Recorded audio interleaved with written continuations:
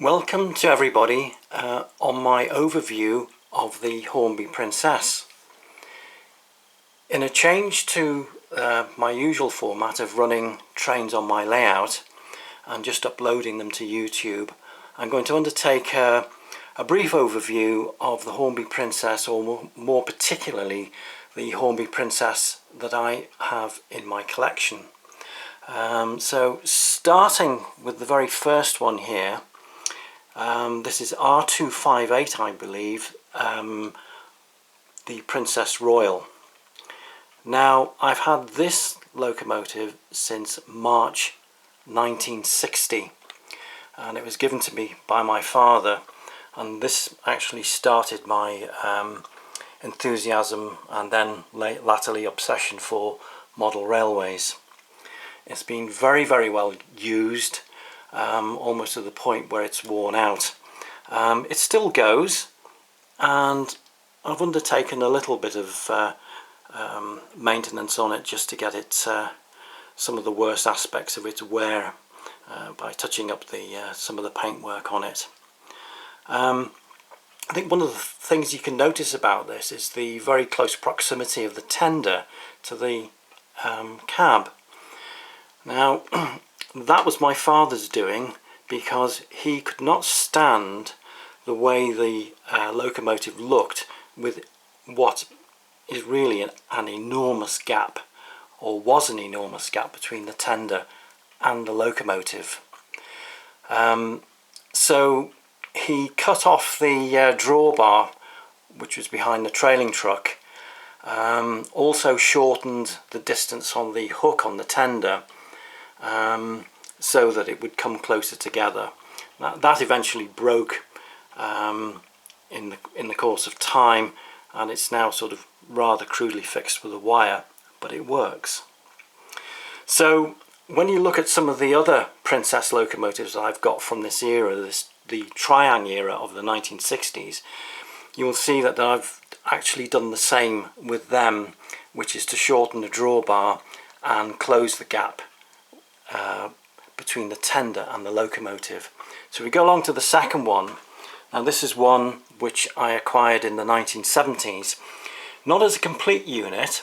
I first of all acquired the body, which I happened to see on spec on one of my frequent visits to Hatton's. Now, back in those days, Hatton's was a little shop on Smithdown Road in Liverpool, and I lived in Mossley Hill at the time. So it was a fair old walk there, but it was walkable from where I lived to go and visit this model shop. And I was determined this time that I would not let this get into a state of shabby disrepair as my first one. So again, the tender has the gap between the tender and the cab has been closed. Improvements to this model, the most obvious being the wheels. The wheels are much better. This model works really well. It goes very well indeed. It's still a nice clean looking model, and I've actually applied some transfers, or rather transfer linings, to the cylinders, as you can possibly see there. So that's quite a nice model, and it still looks the part. The front, I've actually put a number on it, and the numbers actually came from Airfix kits. So I cut out the numbers individually. There was not enough room on the number plate to put 4, so in fact it's got its LMS number on the front. And I painted the buffer beam red to give it a bit of contrast to the maroon. Now, because I got that particular locomotive as a successor to my original one that was given to me by my father, I decided, well, why not get Princess Elizabeth? So here's Princess Elizabeth. Again, this was in 3 separate pieces. First the body, then I went and found a chassis from somewhere, and then the tender. Again, close fitting the tender to the back of the locomotive. Again, applied a bit of lining to the cylinders, the chassis that came with this that I managed to obtain from a model shop, The cylinders were black, so I've applied some transfers. Again, as is with the Princess Royal, it's got its LMS number on the front, 6201. The green locomotive, the Green Princess, seemed to suffer from deterioration or paint deterioration on the tender.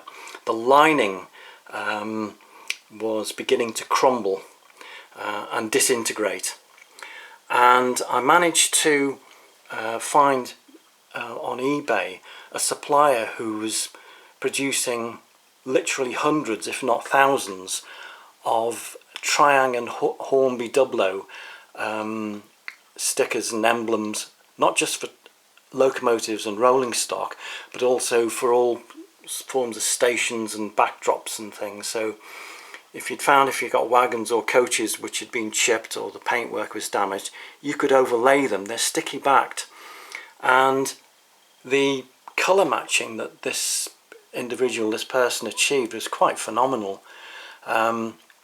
And although I'd varnished the tender, it was still disintegrating. It just didn't look good at all. Fortunately, on the cab it seemed to be all right. How long that will last I don't know, but the tender has been overlaid by a sticky back. That was done a few years ago, and it works very well. So yeah, that's hopefully, I hope you'd agree that that has actually turned out okay. The lines are neat and tidy. Again, it looks good, nice and clean. Moving along to the third Triang Princess, this is Princess Victoria. Now, this I only acquired in the past 5 or 6 years, because the way I've got it here, I don't think it ever existed in this form in its Triang days. If memory serves, the Triang utilised an older chassis for this locomotive, where the centre wheel didn't incorporate the Walschaerts valve gear, and the body was not lined apart from the cab and the number. There was no lining on this. Now, I did actually get a black body for this. Again, the three components, the tender, the chassis and the body, were all obtained separately, and yes, I did go for a black Princess Victoria body, but it wouldn't fit onto this particular type of chassis. That is the one with these wheels with the spokes. So I actually had to get a look again on eBay, and I found a rather tatty Princess Elizabeth body, which was obviously green, and I painted it. I'd have a few goes at doing that because I can't remember whether I sprayed it or whether I used a brush. But anyway, it was precision paints, and the colour, because matte didn't look right, and of course gloss looks terrible, or has the potential to look terrible, but they managed to get precision paints, LNWR Blackberry Black. That was the actual designation of the particular shade of black, and it worked. So you've got a sheen on this. Now again, I used that supplier who produced all the decals, the sticky back decals, because again the tender was green, so I painted it, although I didn't need to paint it because the overlay covered the whole side. One little point you do learn with these sticky back things is you need to paint the edgings, otherwise you get a white line around everything.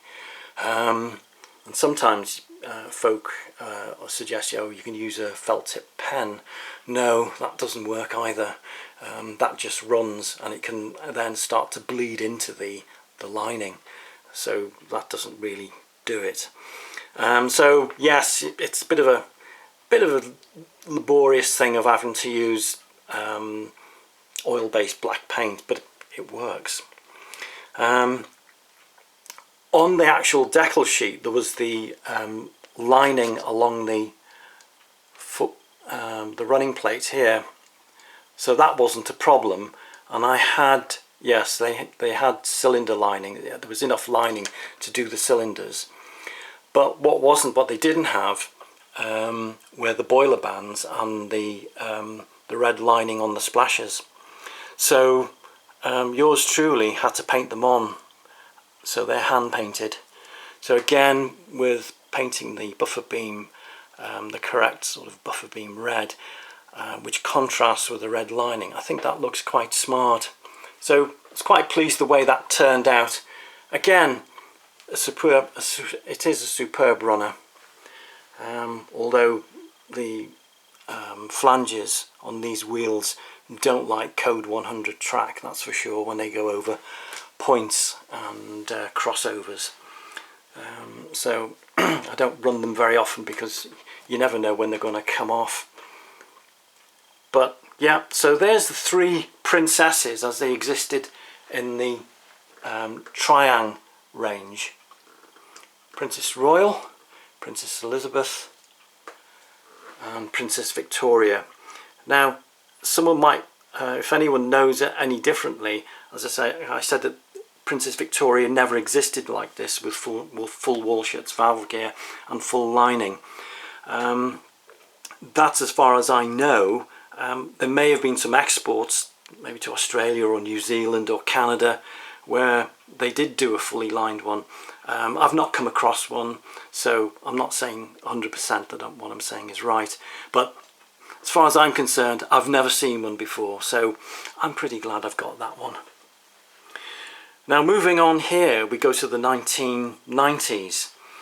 Now I've just begun to collect some of these. All of these that you see here are brand new, and I didn't get them in the time because I was pretty sort of nonplussed by the look of the Duchess. I did have Duchess of Sutherland when it first came out in 1977, and my only conclusion with it, even back then, was it was hideous. That's just my opinion, but it just had too many things wrong with it. They did improve matters. They tweaked things. The tender chassis got better. The paint job got better. And I'm talking of the paint job on that very first Duchess of Sutherland. I can only describe it as LMS pink. It was that bad. The body didn't fit properly on the chassis. It leaned forward at a horrible angle. And everything else was out of proportion. So it was sort of, find myself now looking back on it. Well, let's have a look at the Princess. And for the first time, we've actually got something here which matches the overall massive appearance of the Princess class, and it's been well captured. Now, I don't want to dwell too much on what's wrong with it. I think people can see for themselves. But one of my gripes with Hornby, which goes back to the Triang era or the Triang Hornby era, is the huge gaps and daylight between the chassis and the wheels and things, which does detract from the overall look of the model. Spacing of the wheels is wrong. They've incorporated the valve gear that was on the Fowler 4P tank engine, which looked quite good on that. Well, it's passable on here. The cylinders are too deep. The worst, I think the worst thing with it is the fact that they've included a Gresley Bissell rear truck instead of one which resembles the rear trailing truck of the Princess. And to me, it's one of the most prominent visual features that the Princess has is that massive splayed rear trailing, splayed out underneath the cab, and of course it's totally absent on this, so that's a big miss. Other annoying little things I found about it, where are we? The buffers, I can get around there. I think, well, okay, the plastic buffers, I haven't got a problem with with that as such. But why do they look like that with this great big knobble in front of the shank? It's just, why was that? Why did they feel that was necessary? I just don't understand. And of course, the other thing was that came with it was the vacuum pipe and the brake pipe.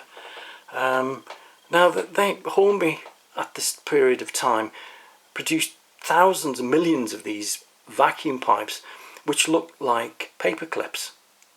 Now they obviously had to make it. Well, why couldn't they just make a D shape? Okay, you don't need to do the very fine rubber markings, the rubber markings on the actual brake pipe. Just mold, you know, a small D-shaped thing. At least it would have had the right shape. But you know, they had this, and I've still got it in the box. It's this awful thing that looks like a paper clip. And I think, well, if you're doing it, do it right. Tender's well proportioned. It's captured it very well. What I will say about these, although it might seem that I've been just pulling them apart, because I think it should have been something a bit better by that we got round to the 1990s than what was served up here, is that they did improve with the overall finish on the locomotive, proving that old adage that an excellent model can be spoilt and ruined by a bad paint job, and the model that is not so good can actually be made to look very, very good with an excellent paint job. And I think that's very much the case here. It's in this attractive flat black LMS livery lined out in straw and cherry. Then we got the this one, Princess Louise, yes, in the green, again with the top feed, and there's the domeless boiler and just the top feed. There's no dome on these locomotives. Again, we've got it's the same model, but it looks very attractive. The lining is very good. One point I will say is that, and it's still very much the case I find with the Hornby range now, is that the green is pretty weak. It lacks depth.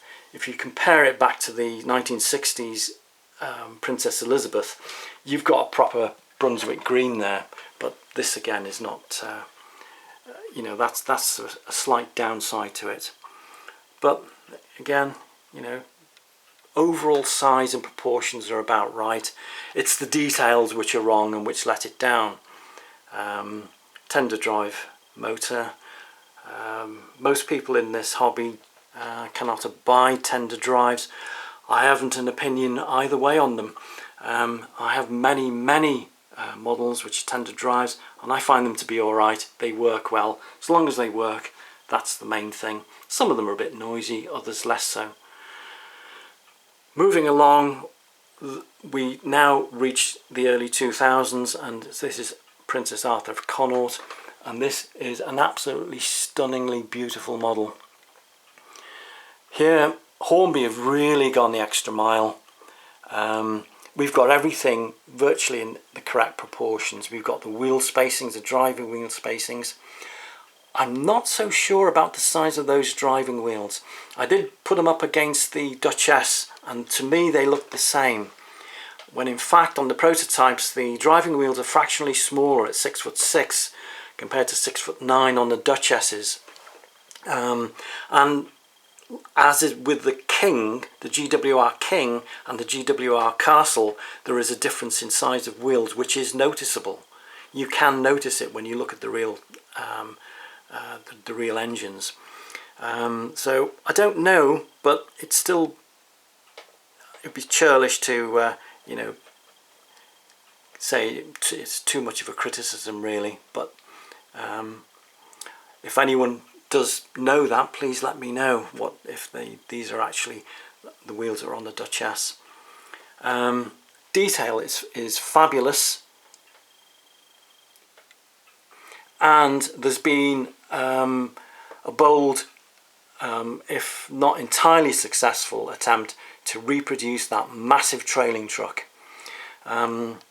I think I'm correct in saying it was Bachmann that pointed the way as to how that can be actually incorporated in it more to scale, which I think they introduced on their A1 Pacific. But it is yet to take hold with the Hornby range at this point in time. But nevertheless, you've got some appearance there, which gives that locomotive a much more realistic look. Tender is fabulous. The chassis is much better, and it looks like the body of the locomotive is the same as on the earlier locomotives, and it's probably been tweaked with a few modifications, because I think there's more detail on the actual running plate. So yes, full marks to Hornby, and I'm so glad. I've got quite a few of these in my collection, different colours. The next one along here is one of them, Princess, no, it's Lady Patricia, this one, number 10, in the rather attractive early BR blue, which in this case has been weathered over. Again, yeah, very fine looking locomotive. Again with the domeless boiler, which is correct.